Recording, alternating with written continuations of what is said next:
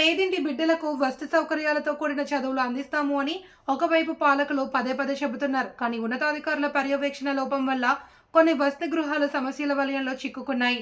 సత్యసాయి జిల్లా పుట్టపర్తి మండలం జగరాజుపల్లిలో ఏపీ ఆదర్శ పాఠశాల బాలికల వసతి గృహంలో సమస్యలు తిష్టవేయడంతో విద్యార్థినులు తీవ్ర ఇబ్బందులు పడుతున్నారు. 100 మంది విద్యార్థినులు చదువుకుంటున్న ఆదర్శ పాఠశాలలో గదులకు గడియలు లేకపోవడంతో విద్యార్థులు భయంగా గడుపుతున్నామని తెలిపారు. పాఠశాల వెనుక వైపు చెత్తాచెదారం పేరుకుపోయి దోమలకు ఆవాసంగా మారి రోగాలు వ్యాప్తి చెందుతున్నాయి. కిటికీలకు తలుపులు లేకపోవడంతో చలికాలం విద్యార్థినులు వణికిపోతున్నారు. చల్లటి నీటితో స్నానాలు చేయలేక ఇబ్బందులు పడుతున్నాము అని విద్యార్థులు ఆవేదన వ్యక్తం చేశారు. మెనూ ప్రకారం తప్పనిసరిగా భోజనం వడ్డించాల్సి ఉన్నా ఒక్కరోజు కూడా మెనూ పాటించడం లేదని, ప్రతిరోజు ఉడకని అన్నం వడ్డిస్తుండటంతో ఆ ఆహారం తినలేక బయట ఎవరికి చెప్పుకోలేక ఇబ్బందులు పడుతున్నాము అని విద్యార్థినులు వాపోతున్నారు. ఇప్పటికైనా అధికారులు స్పందించి పాఠశాల ప్రిన్సిపల్పై, హాస్టల్ సిబ్బందిపై చర్యలు తీసుకోవాలి అని ఎస్ఎఫ్ఐ జిల్లా ఉపాధ్యక్షుడు పవన్ డిమాండ్ చేశారు.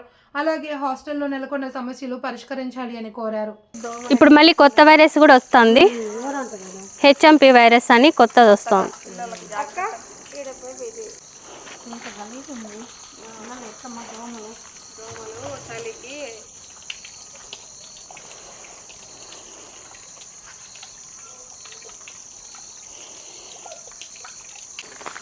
వాళ్ళు మిమ్మల్ని నమ్మి పాపం హాస్టల్లో పెట్టినారు. అయితే ఎంత నీట్గా పెడతాను, ఒక్కదాన్నైనా యాష్పడకుండా పని చేస్తాను. పిల్లల్ని అడగాలి, కాల్చి చెప్తారు. అంటే మాకు వచ్చే 15,000 కట్టిన 15,000 మొత్తం అంతా కట్టి అవును అంతా కొట్టుకుంది. అవును అంతా పని చేయాలి. బాత్రూమ్ నన్ను కరెంట్ రూపాయల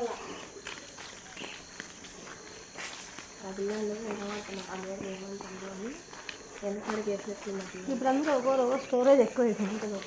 స్టోరేజ్ ఎక్కువ ఆడుకుంటుంది. వీడియో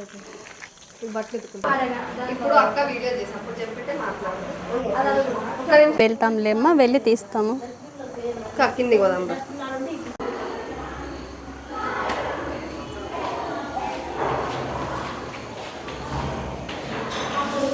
అదే ఆడో ఒకటి అట్లా బ్లాక్ అయినా అంతే. డోర్ ఇది తీస్తాము.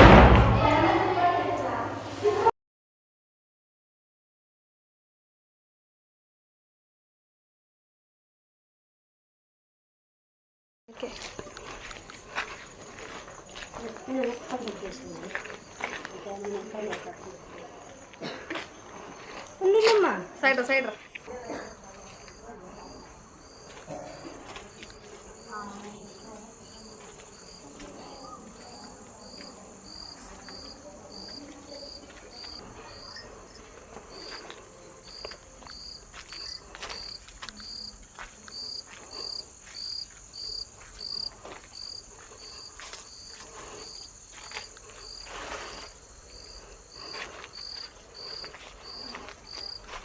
సత్యసాయి జిల్లా పుట్టపర్తి మండలంలో జగరాజుపల్లి ఏపీ మోడల్ స్కూల్లో సమస్య ఉందని చెప్పి అక్కడ ఉన్న విద్యార్థినులు మాకు ఒక సమాచారం ఇవ్వడం జరిగింది.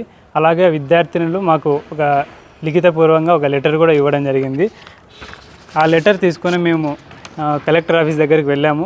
డిస్ట్రిక్ట్ రెవెన్యూ ఆఫీసర్ గారికి ఈ విషయం పైన వారికి చెప్పిన వెంటనే దీనిని సమస్యను సాల్వ్ చేస్తామని చెప్పి అక్కడ ఉన్నటువంటి సత్యసాయి జిల్లా డిఈఓ గారికి ఈ వినతి పత్రాన్ని అక్కడికి వాళ్ళు ఇచ్చారు.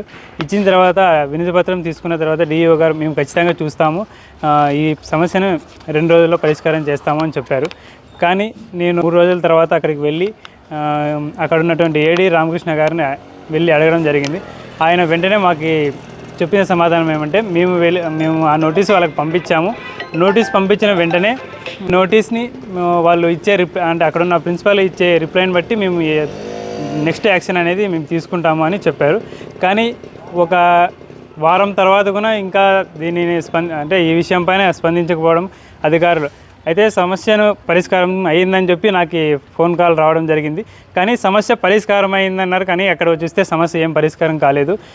హాస్టల్ చుట్టూ మురుగునీరు ఉండడం వల్ల విద్యార్థులకు దుర్వాసన రావడం, అక్కడ చుట్టుపక్కల ఉన్నటువంటి దోమలు విద్యార్థులకి రావడం, అక్కడ జ్వరాలు ఇతర రోగాలు రావడం, ఈ విషయంపై అక్కడ ఉన్నటువంటి వార్డెన్ కానీ, అక్కడ ఉన్నటువంటి ప్రిన్సిపాల్ కానీ, అక్కడ ఉన్నటువంటి సిబ్బంది కానీ దీనిపైన పట్టించుకోకుండా ఇష్టానుసారం వ్యవహరిస్తున్నారు.